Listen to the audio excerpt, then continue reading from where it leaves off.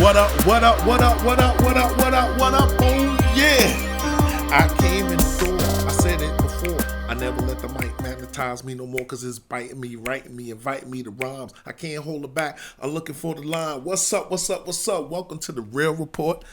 I'm your host, Jonathan Born Real Tucker. And as you see, I did a little rhyme. I only did that because we're giving homage, paying homage to the 50th anniversary of hip hop. Hip hop has been around 50 years, and I was around since the inception, so Sugar Hill Gang, Grandmaster Flash. So that's going to be in a later show. I'm definitely going to do that. I'm going to talk about that. I'm going to talk about current event, life events, personal matters, music, everything. But why am I here now? And what am I talking about today on my inaugural episode? The writers and actors are on strike. So therefore, Hollywood is shut down. Nobody's working. There might be a couple of indie films out doing something, but none of my colleagues are working. People that I know that are in the industry. So the writers have been on strike since May 1st of 2023. That's a little over 100 days. And the actors went out on Screen Actors Guild. They went on strike July 14th. Yeah, July 14th. And that's a little over 26, going close to 30 days. That's from the time of me filming this here. Now, they haven't been on strike simultaneously since 1960. 1960, I wasn't born in 1960. So I don't know what they did back then, but I need to reach out to the ancestors and see, like, let me know what's going on. So right now, they said, you know what, you're not doing shit, so do a podcast and talk about it. So I guess I was bored for a couple of months, so let me do something. So how does it affect me? I guess you're wondering, what does this guy do? Well, people that know me, they know I'm in the film and television industry. I've been in the film and television industry, I would say probably now making a living off of it about 15 years. When I was young, I wanted to be an actor. I wanted to be on stage, and I did some auditions. I auditioned for the High School of Performing Arts, didn't get in, but that was my fault. I know why I didn't get in. But, I started doing auditions for little background parts and little plays and stuff like that. But one thing that did influence me was my grandmother. My grandmama, she worked for Bill Cosby. She was his cook. Yes, that's when Bill Cosby was the man. He was the man. He was big. I used to go to Kaufman Astoria Studios, watch the live tapings. I used to take people there. That was fly. Then I started, I got a couple of extra parts, and I got a nice little long extra part in Crush Groove. If any of y'all remember that, Crush Groovin', body moving, Run DMC, Sheila E. That was Blair Underwood's first movie. That was in the 80s. So some of y'all might look it up. But I think I just showed you a little picture of a 17-year-old me. But hey, those times have passed. So I was in the corporate world. As grown up, I didn't pursue it as much as I wanted to. And one day, I know I was working, and I saw all these trucks and movie trucks. I said, you know what? I want to do that. Boom! I ended up doing that. So I'm going to cut it off like that. I ended up finagling my way, making a way, figuring out how to get into this business that I love. I like being in the movie business. I forgot to tell you, I also made a film of my own. Here. The Situation. Those who know me saw it. I also won an award for it. Yep. I did win an award, so I am an award-winning filmmaker. Call me what you want. Shout out to my man Kenya Cagle. He told me that one time. He said, "Listen, nobody can't take that from you. You won an award from your film. Somebody liked it." Listen, the Martha's Vineyard African American Film Festival right now. Shout out to Stephanie Floyd Rance. They're balling right now. Last year, I forgot. I think this happened in last week. I know it's in August. And that was 2006. That was a while back. I made that movie before I actually started working in the industry. I'll drink a little water. I don't want to get parched. So, They actually had Barack Obama at their film festival last year, and he was the keynote speaker. I think when I did it was like Ben Vereen or something like that. But they done blew up. They had the cast of The Best Man. I did do that. I worked on Iron Mike. I worked on Elementary. I worked on Gotham. I worked on America's Next Top Model. I worked on Last OG with my man Tracy Morgan. Dope show, dope set. I worked on there a couple of seasons. He's the man. Ain't nobody ever give me nothing. Tracy gave me something, so he gets big props. Tracy, I want you on the show. Lucas, I'ma holla at you. All right. So let's get back to the situation at hand. We are now collateral damage. What's collateral damage? Collateral damage is the unintended damage inflicted on humans, structures, animals, and the natural environment that are not the target of the attack.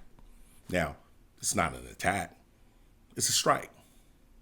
Unfortunately, unions, which I am a part of, I'm a part of Local 817, I'm a Teamster, go, Tommy O'Donnell, go, let's do it, So we back the writers, we don't cross picket lines, that's what happens, so we have to back them.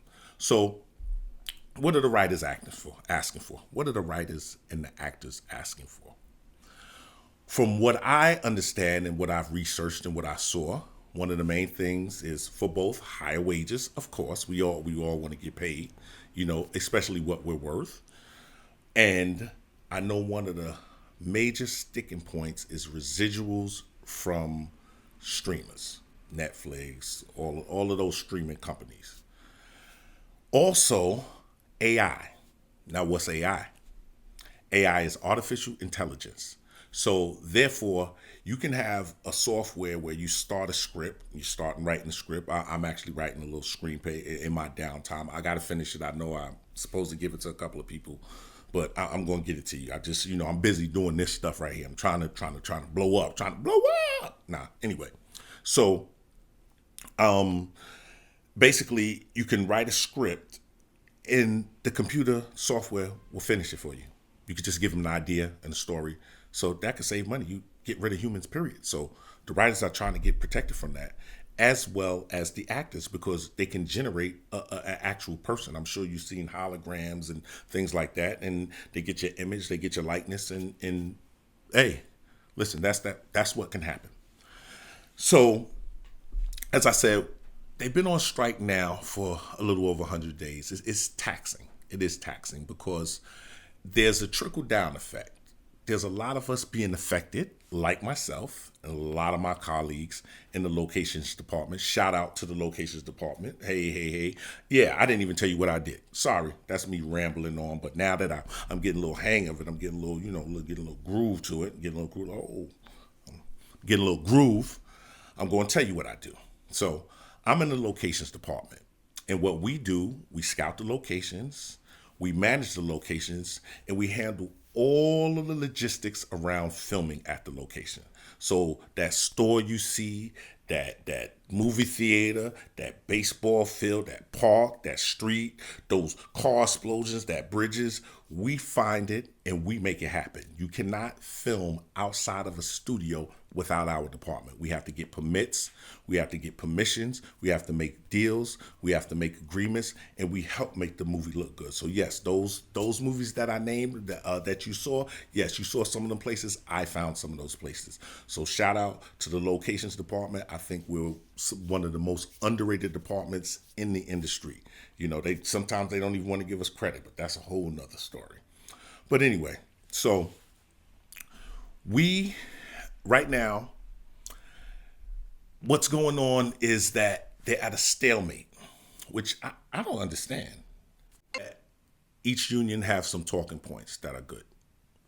And I have a couple of articles that I've read that kind of disappointed me, because I'm trying to figure out like what's going on. Are we ever going to, get back to work, get back to business?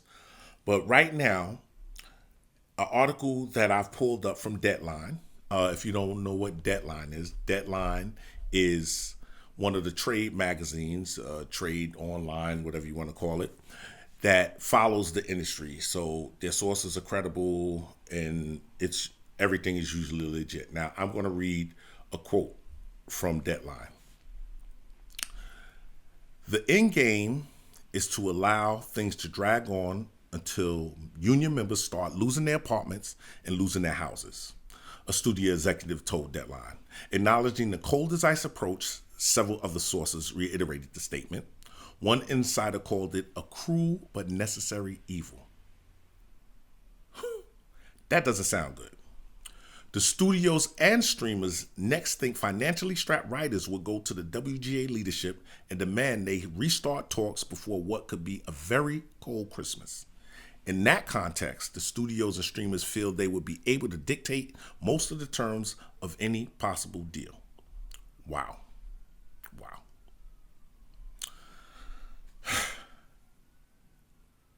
I don't know who said it. Listen, I mean, it makes sense. They're making money. They're still making money.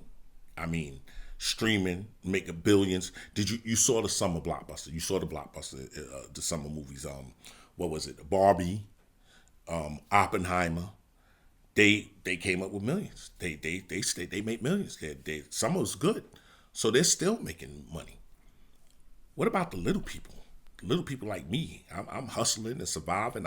I'm doing stuff on the side. I really seriously have to think, unless I blow up now. Like, look, I have my own little show, but YouTube is blowing up. So, hey, look, I'm going to do this regardless because I have a lot to say about a lot of things. But getting back to what I'm talking about. Netflix added 5 million global subscribers, reaching 238.3 million, with password sharing pushing subscribers to the months-old $7 a month plan with advertising. Now, their earnings per share exceeded $3.29.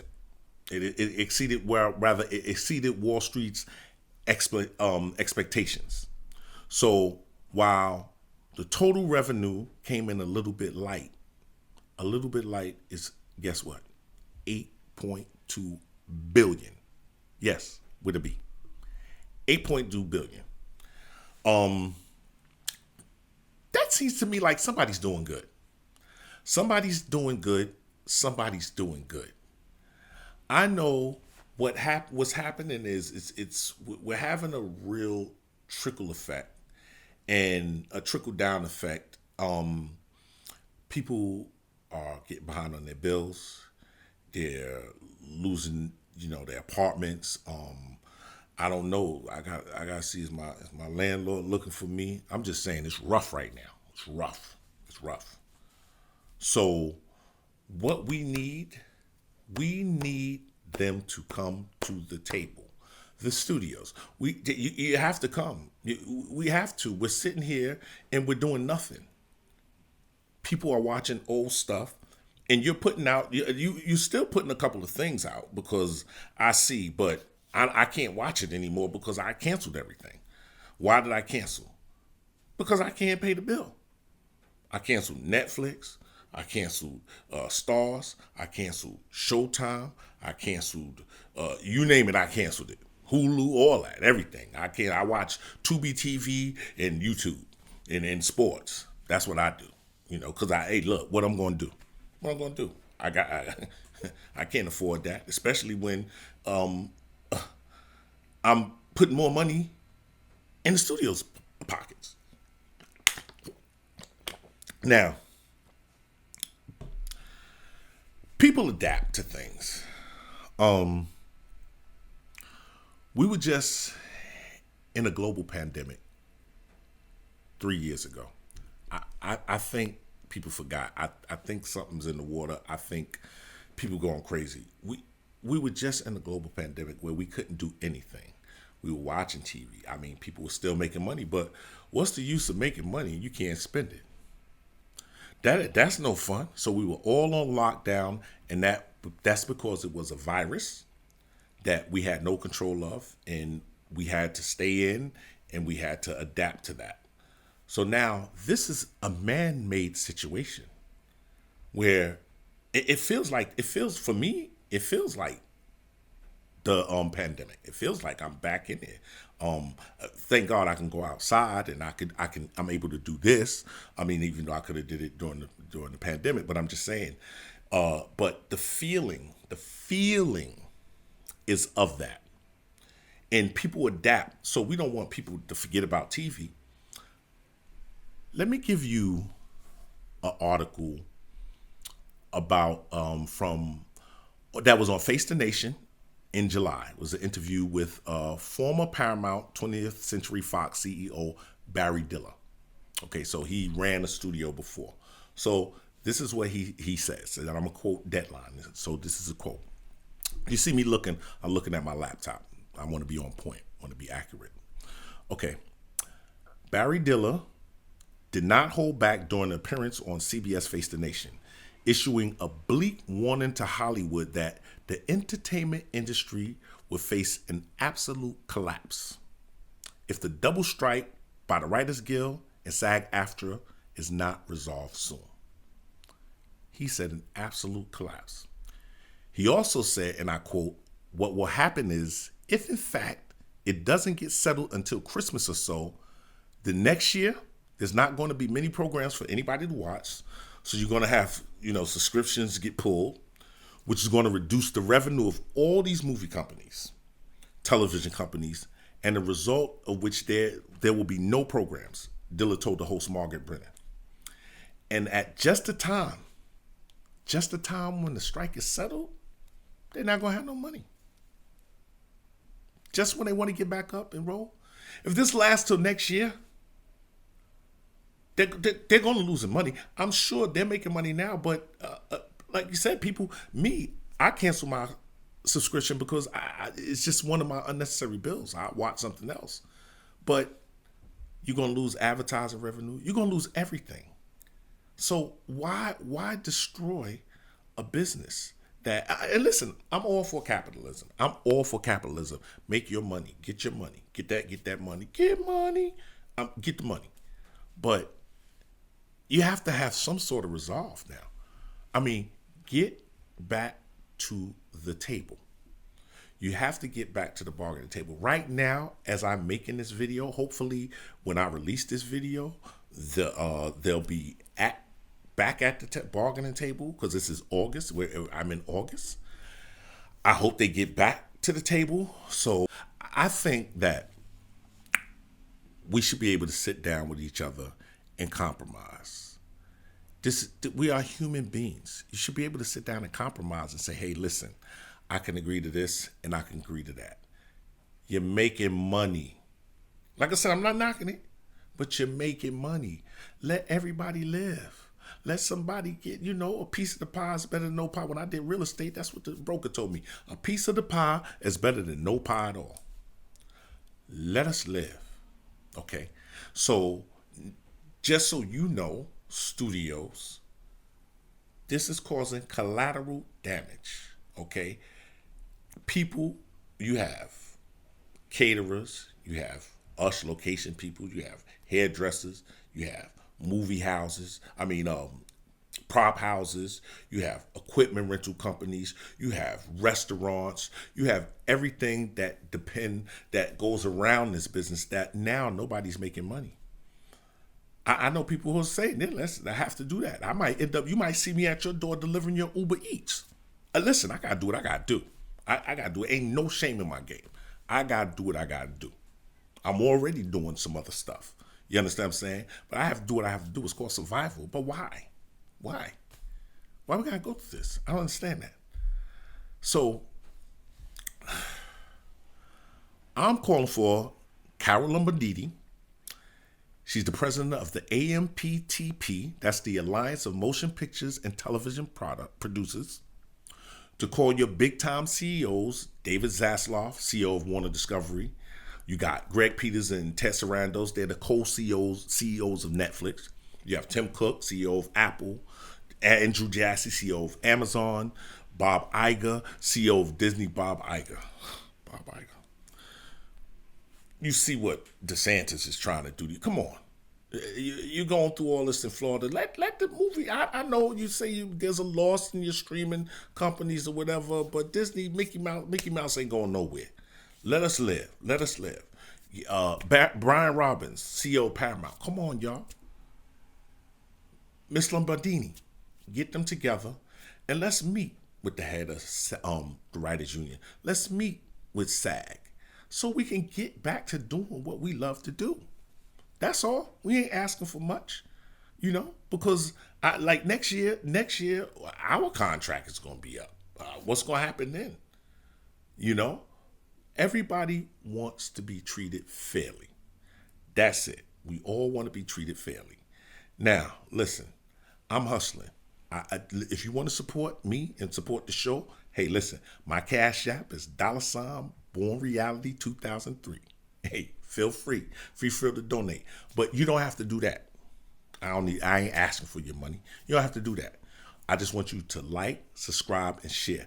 Let's get this. I want the CEOs. I want them to see me, your average Joe. You know what I mean? I ain't really average, but you know what I'm saying. A regular person that is hurting a rank and file member, not the big time, not the big actors, because they good. And I'm saying that they good. They got that dough, they good. But I'm struggling. I'm hustling. I'm trying to make a living here. I'm trying to eat. I want to eat. I want to eat. So what I would like for you to do is all share this video. Let's get this out. I'm sending it out to everybody. I wanted to get to the top. I want people to see. We just want you to get back to the table. We want to get back to doing what we love. You know what I mean? We want to get back to working. Nobody wants to sit home. And a lot of my colleagues, there's some sources out there. They have the fund, the A17 fund, no, not the A17 fund, the Teamsters have a fund. So if you don't know, look into that. Definitely contact the union. They want to do that. They got the Actors Fund. They're actually for a lot of stuff. Yes, and I apply to all of them. All of it. Ain't no shame. I apply to all of them. This is what I'm trying to do. I'm trying to hustle. I'm trying to survive. Now, I hope you got a little more insight of what I say. I'm not going to stay on here for too much longer. I just hope you got some knowledge and some insight on what's going on in my life right now and what's going on in the film and television industry and why Hollywood shut down, why you see those repeats, why you see Jimmy Kimmel and all these repeats of these shows, you people like that. So what I like you to do, once again, is to like and share and subscribe. I'm going to come up. I want to have some guests on. Probably my next video podcast. I want to have some guests on. I'm going to touch on to a bunch of things. I'm going to do something, like I said, pertaining to 50 years in hip hop. I'm going to do something with that. I'm going to continue while the strike is on. I'm trying to get some other people here so you can get their insight and not just me. But I thank you. I appreciate you sitting here listening to me for a while. And I hope you come back. I hope you tune in. Like I said, my main thing I need y'all to do is like, subscribe, and share. And remember, quoting the great Rakim, it ain't where you from, it's where you at. And quoting the great Mr. Magic, persistence always overcomes resistance. All right? Thank you for joining the Real Report. Peace.